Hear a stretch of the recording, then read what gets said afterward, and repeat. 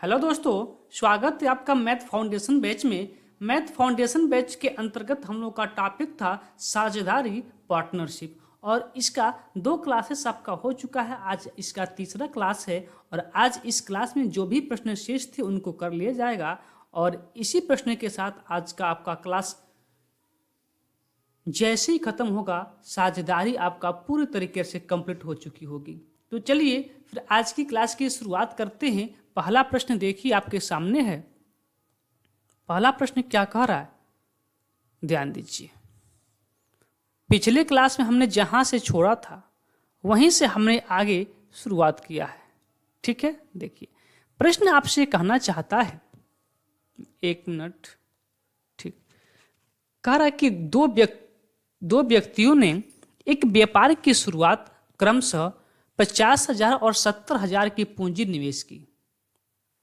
साझेदारी की शर्त यह था कि कुल लाभ का 70% समान रूप में तथा शेष लाभ निवेशित पूंजी के अनुपात रूप में बांटा जाएगा। यदि एक व्यक्ति को दूसरे व्यक्ति से 90 रुपये अधिक मिलते हैं तो ज्ञात करें व्यापार में कुल कितना लाभ हुआ था। देखिए बहुत अच्छा सा प्रश्न है। नियम क्या बताया गया आपको कि पहले 4 जीरो कॉमन है, तो आप 4 जीरो की यहां से काट लीजिए। 4 जीरो काट लिए, कट गया। ठीक है, मान लीजिए पहला व्यक्ति आपका ए है और दूसरा व्यक्ति आपका बी है, तो फिर ए ने कितना पूंजी लगाया है 5 रुपया, तो बी ने कितना लगाया है 7 रुपया। ये इनका पूंजी है तो यही इनके लाभ का भी अनुपात होगा, क्योंकि समय की चर्चा नहीं है, अर्थात समय क्या है, सेम है।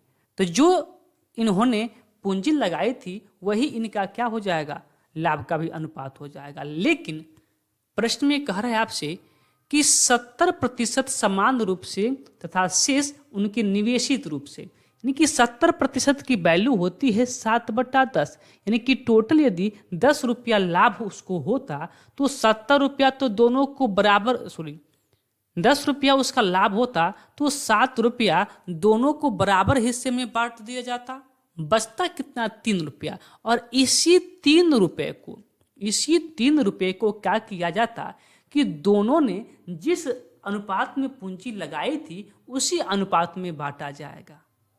यानी कि अगर ए लगाया 5 रुपया, बी लगाया 7 रुपया, तो यही इनके लाभ का भी अनुपात हो गया। तो यहाँ टोटल कीजिएगा कितना रुपया हो रहा है, 12 रुपया। यहाँ 12 रुपया हुआ इनके पूंजी के अनुपात में, लेकिन यहाँ 3 रुपया हुआ इनके पूंजी के अनुपात में। दोनों बराबर नहीं है ना, तो पहले दोनों को बराबर कीजिए। बराबर करने के लिए इस 3 में क्या कर दीजिए, 4 से कर दीजिए मल्टीप्लाई, बराबर हो गया। जब इसमें 4 से मल्टीप्लाई हुआ है तो इन दोनों में 4 से मल्टीप्लाई हो जाएगा, यानी कि 4 सत्ते 28 और 4 दहां के 40। बात क्लियर ना।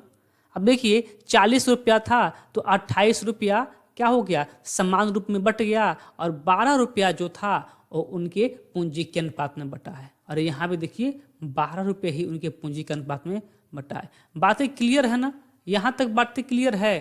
तो अब ध्यान दीजिएगा,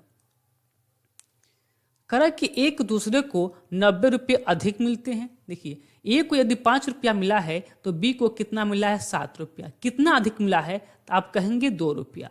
मेरे अनुसार तो 2 रुपया अधिक मिला है, किंतु क्वेश्चंस के अनुसार कर रहा है कि 90 रुपया अधिक मिला है। तो एक की वैल्यू आप पता कर लेंगे, कहेंगे 45। 45 पूछा क्या है, पूछा है आपसे, तो ज्ञात करें व्यापार में कुल कितना लाभ हुआ। व्यापार में कुल कितना लाभ हुआ, ठीक है, सही गए है ना, बिल्कुल बिल्कुल बिल्कुल बिल्कुल ठीक है। तो करें कि व्यापार में कुल कितना लाभ हुआ, तो कितना लाभ हुआ है 40 रुपये का। कितना, एक की वैल्यू 45, तो फिर 40 की वैल्यू निकाल दीजिए। 40 की वैल्यू क्या हो जाएगा, 0 और 4 5 20 के 0, कैरी 2 और 4 चौको 16, 16 2 18। कितने का लाभ हुआ, 1800 का। ऑप्शन नंबर डी आपका बिल्कुल सही उत्तर हो जाएगा।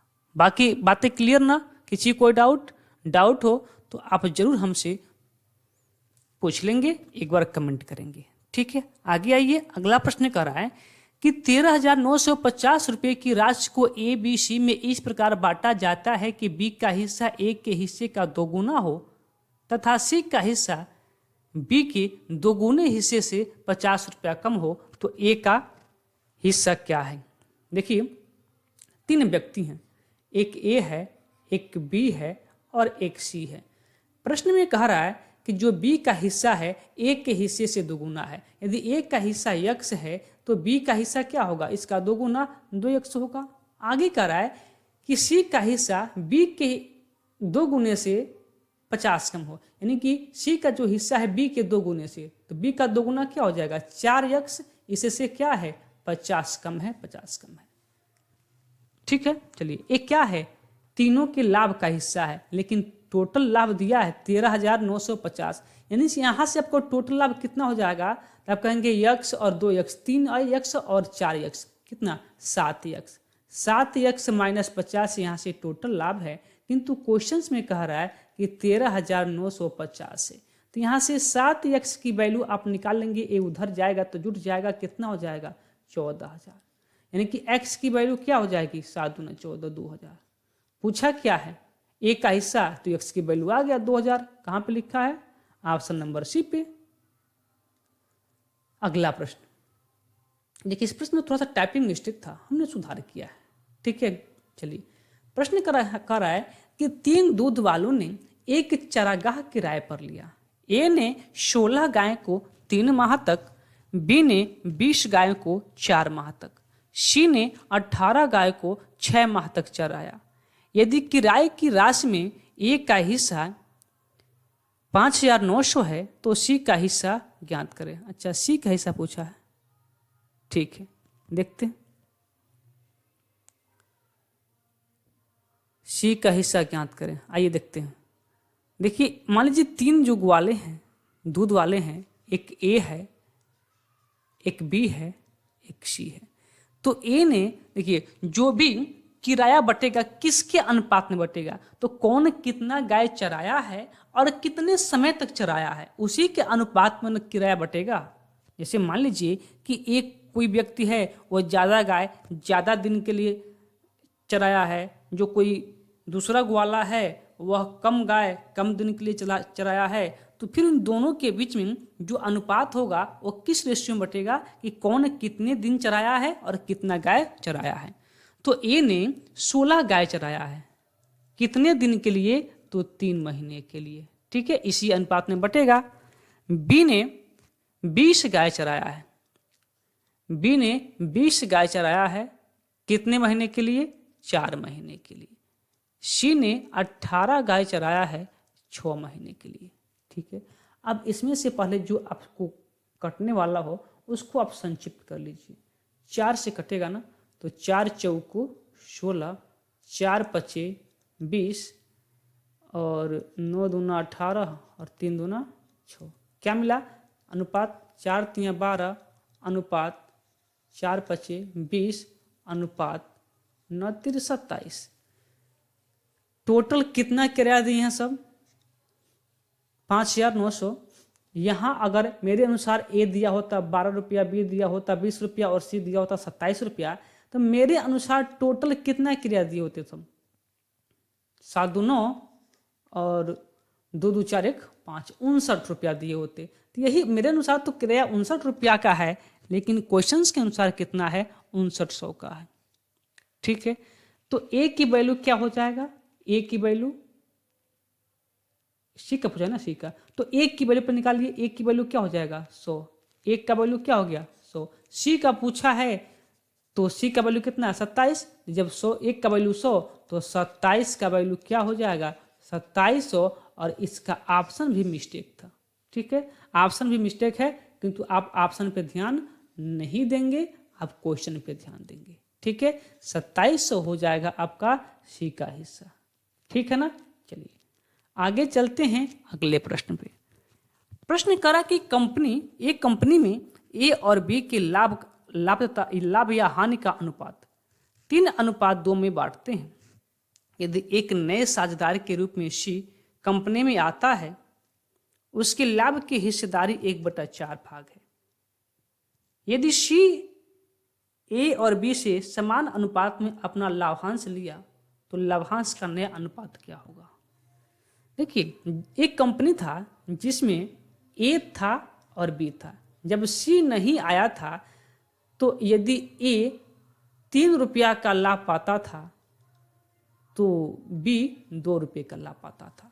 लेकिन जैसे ही सी आया वह कुल लाभ का 1/4 हिस्सा लेके गया। तो मान लीजिए कि यदि कुल लाभ 200 होता, यदि कुल लाभ 200 होता तो उसका 1/4 हिस्सा कितना हो जाएगा?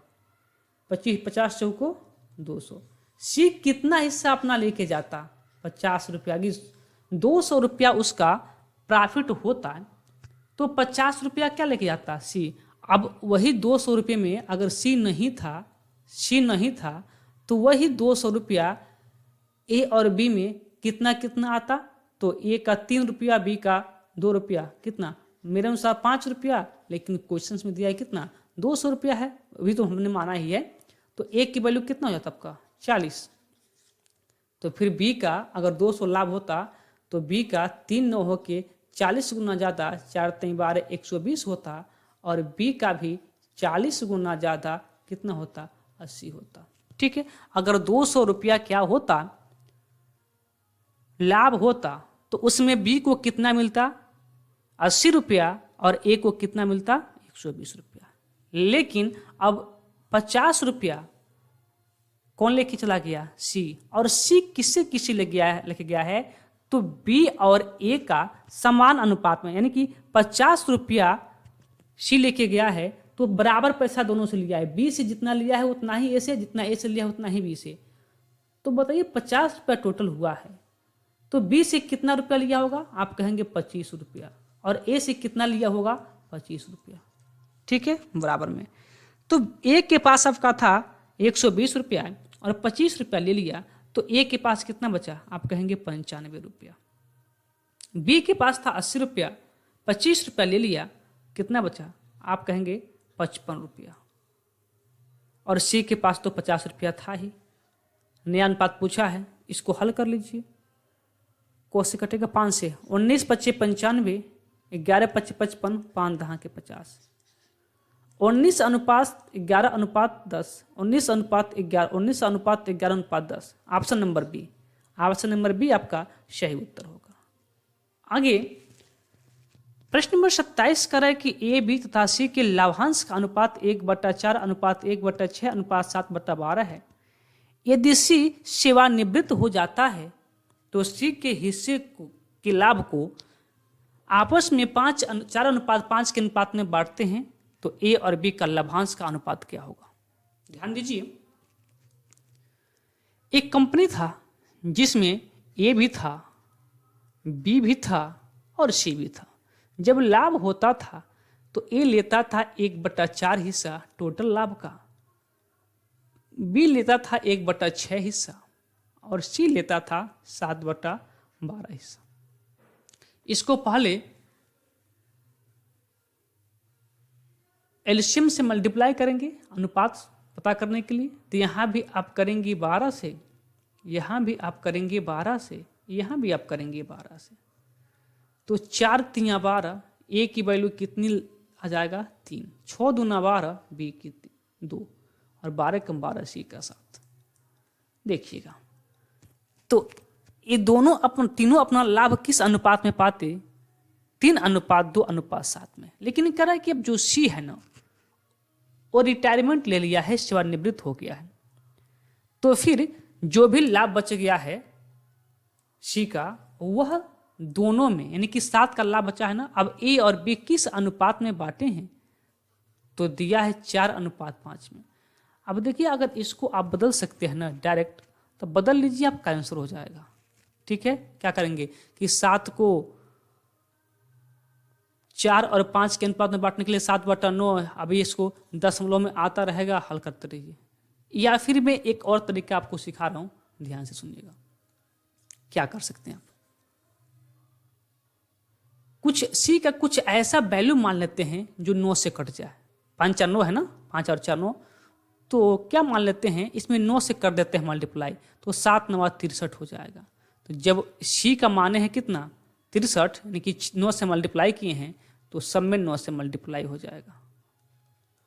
तो फिर ए का हिस्सा कितना आ जाएगा? 9 3 27, बी का हिस्सा 9 दूना 18, और सी का हिस्सा तो 63 आ गया। अब इस 63 को चार चौथा हिस्सा 4 हिस्सा कौन लिया है? ए, और 5वां हिस्सा लिया है बी, यानी कि टोटल 9 भागों में इसको बांटिए। तो 9 सत्ते 63, यानी कि 1 की वैल्यू 7, तो 4 की वैल्यू कितना 28, और 5 की वैल्यू कितना 7 बचे 35, यानी कि 63 रुपये में ए लिया है आपका 28 रुपया और बी लिया आपका 35 रुपया। तो ये पूछा है ए और बी का नया अनुपात क्या होगा। पहले ए का था 27 रुपया, सी रिटायरमेंट हो गया तो 28 रुपया और पा गया है, और बी रिटायरमेंट हुआ है, सॉरी सी रिटायरमेंट हुआ है तो बी को कितना देके गया है 35 रुपया देके गया है। अब देखिए कितना हो रहा है, तो 8 7 15 की 5 कैरी 1 2 2 4 1 5 अनुपात 8 5 13 की 3 कैरी 1 और 3 1 4 4 1 5 53 55 अनुपात 53 कहाँ पे है?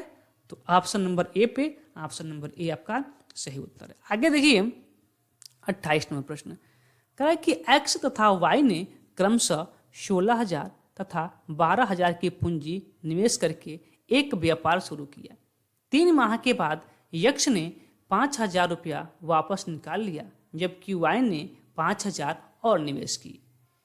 इसके 3 माह के बाद जेड ने 21,000 रुपये निवेश कर उस व्यापार में शामिल हो गया। ज्ञात करें 26,400 के वार्षिक लाभ में वाई का हिस्सा जेड के हिस्से से कितना अधिक है। देखिए सर्वप्रथम क्या करेंगे, अपना जो जीरो कट रहा है काट दीजिए। यक्स में 3 जीरो कट रहा है, वाई में भी 3 जीरो, यहाँ भी आपका 3 जीरो, यहाँ भी आपका 3 जीरो, जेड में भी आपका 3 जीरो। लाभ में से मत काट दीजिएगा, गलती हो जाएगा, ठीक है। देखिए 3 है, कौन कौन है? एक यक्स है, एक वाई है और एक जेड है। यक्ष ने कितना लगाया है 16,000, तो 3 जीरो कट गया तो क्या 16। यक्ष ने लगाया 16 रुपया और 3 महीने के बाद 5 रुपया निकाल लिया है, यानी कि जो 16 रुपया है वह तो 3 महीने तक था और 3 महीने के बाद क्या किया है 5 रुपया वापस निकाल लिया है। तो 16 रुपया था, 5 रुपया वापस निकाल लिया, बचा कितना 11 रुपया। कितने महीने के लिए? तो 3 महीने तक के था, तो 9 महीने के लिए ये होगा। वाई पे आइए, वाई क्या किया है 12 रुपया लगाया है 3 महीने तक, और 3 महीने के बाद किया है 5 रुपया और निवेश कर दिया है। तो कितना हो जाएगा वाई का 12 5 17 रुपया। कितने महीने के लिए? 9 महीने के लिए। जेड पे आ जाइए, कह रहे कि इसके भी 3 महीने बाद, यानी कि जो भी खेला हो रहा था 3 महीने के लिए, 3 महीने के बाद 3 महीने और बाद क्या किया है 21 रुपया ऐड कर दिया है। कितने दिन के लिए? जब 3 महीने बाद, इसके 3 महीने बाद और किया है, यानी कि 3 महीना तो पहले इनकी गतिविधि हुई थी और 3 महीना के और बाद यानी कि 6 महीने बाद लगा दिया। अब इसमें जो कट रहा है उसको काट लीजिए। देखिए 3 एकम 3 और 3 तिरिके 9, 3 एकम 3, 3 तिरिके 9 और 3 दूना 6। और कुछ कट रहा है का इसमें? और कुछ नहीं कट रहा है, ठीक है। मल्टीप्लाई कीजिए, देखिए 16 प्लस 11 तिया 33 अनुपात 12 प्लस 17 तिया 51 अनुपात 21 दूना 42। इन दोनों को जोड़ दीजिए तो कितना हो जाएगा 49 अनुपात 63 अनुपात 42। अभी 7 से कट जाएगा, 7 सत्ते 49, 7 9 63, 7 6 के 42, ठीक है। यक्स वाई और जेड का अनुपात आ गया, जो इनकी पूंजी का अनुपात था वही इनके लाभ का अनुपात हो गया। अब कह रहा है ना कि टोटल कितने का लाभ हुआ है 26,400 का। मेरे अनुसार कितने का लाभ हुआ है? तो जोड़िए, देखिए 9 7 16, 9 7 16, 16 और 6 कितना होता है आपका 22। कितना होता है 22। मेरे अनुसार तो 22 रुपये का लाभ हुआ, मेरे अनुसार 22 का लाभ हुआ है, किंतु क्वेश्चंस में कह रहा है कितने का लाभ हुआ है 26,400 का लाभ हुआ है। तो एक की वैल्यू कितना हो जाएगा 22 से काटिए, 22 से कम 22, 22 दूना 44, 1200। क्या पूछा है y का हिस्सा z के हिस्से से कितना अधिक है। y का हिस्सा z के हिस्से से कितना अधिक है? कितना अधिक है? आप कहेंगे 3 अधिक है। तो 1 की वैल्यू 1200, तो 3 की वैल्यू क्या हो जाएगा 12 तिया 3600। कहाँ पे है? ऑप्शन नंबर ए पर। तो ये आपका सही उत्तर हो जाएगा। अगला प्रश्न कह रहा है कि एक व्यापार में ए सक्रिय साझेदार है और 5,000 रुपये निवेश करता है तथा बी 6,000 निवेश करता है। ए को लाभ का 15% व्यापार संभालने के लिए मिलता है और शेष अपने पूंजी के अनुपात में बट जाता है। 880 रुपये के कुल लाभ में ए को कितनी राशि मिली? देखिए पहला काम तो ए और बी में 3 जीरो कॉमन है, काट दिए। देखिए ए और बी, ए का हिस्सा 5 तो बी का हिस्सा 6। एक क्या है? इनकी पूंजी का अनुपात है। तो जो भी 15% के बाद जो वैल्यू होगा, जो लाभ होगा 15% निकालने के बाद, वह इनकी पूंजी के अनुपात में ही बटेगा। तो आपको पता है 15% की वैल्यू कितनी होती है? आप कहेंगे 3/20। कितना होता है? 3/20। ठीक है, 3/20। किसका, या फिर ऐसे कह सकते हैं आप, देखिए इससे थोड़ा सा आसान हो जाता, लेकिन चलिए कोई बात नहीं। अब देखिए 880 रुपये का टोटल लाभ हुआ है, इसका 15% तो पहले ए को दे दिया गया था। तो 1 जीरो से 1 जीरो काटेंगे आप, यहाँ 3 25 15 और यहाँ 5 दूना 10, 2 से काटेंगे 44, तो 4 3 12 के 2 करिए, 4 3 12 1 13, यानी कि 132 रुपया पहले ही ए को दे दिया गया है 880 में से। अब 880 में से 132 रुपया आपको दे दिया गया ए को सक्रिय साझेदार होने के कारण। तो कितना बच गया आपका? 8 7 3 4 और यहाँ पे कितना 7, 739 रुपया बच गया। और यही 739 रुपया ए और बी के पूंजी के अनुपात में बटेगा। तो अगर ए को 5 रुपये का लाभ होता तो बी को 6 रुपये का लाभ होता। दोनों को मिला के कितने रुपये का लाभ है? 11 रुपये का। उनकी पूंजी के अनुपात में 11 रुपये का लाभ होगा और दोनों का 11 रुपये का लाभ न होकर पूंजी के अनुपात में कितने का लाभ है? 748 का लाभ है। तो एक की वैल्यू क्या हो जाएगा? 11 6 66 और 11 बट्ठे 88। तो क्या पूछा था? ए को कितनी राशि मिलेगी? तो ए की वैल्यू कितना? 68। तो ए का कितना मिला है? 5 मिला है। तो 5 की वैल्यू 8 पे 40 की जीरो कैरी 4 और 6 25 30 और 4 34। 34 रुपया तो उनके पूंजी के अनुपात में मिला है और सक्रिय साझेदार होने के कारण 132 रुपया और मिला है। तो 132 को और ऐड कीजिए, यहाँ 2 4 3 7 और 4 472 रुपया मिला। ऑप्शन नंबर सी आपका सही उत्तर हो गया। तो चलिए जितने भी प्रश्न आपके थे साझेदारी में, पार्टनरशिप में, उन सभी प्रश्नों को हमने हल करवा दिया। तो फिर आज की क्लास को यहीं पे रोकते हैं और आज पूरी तरीके से साझेदारी आपका कंप्लीट होता है। अब कल के टॉपिक में हम लोग का एक चैप्टर और बचा था, वर्गमूल और घनमूल। उस चैप्टर की शुरुआत करते हैं और जैसे वर्गमूल घनमूल चालू होगा उसके बाद से आपका करनी वाले प्रश्न और उसके बाद से आपका बुडमास, आपका अर्थमेटिक खत्म, फिर एडवांस मैथ पे। ठीक है, तो चलिए फिर आज की क्लास को यहीं पे रोकते हैं, फिर मिलते हैं अगले क्लास में। तब तक के लिए धन्यवाद।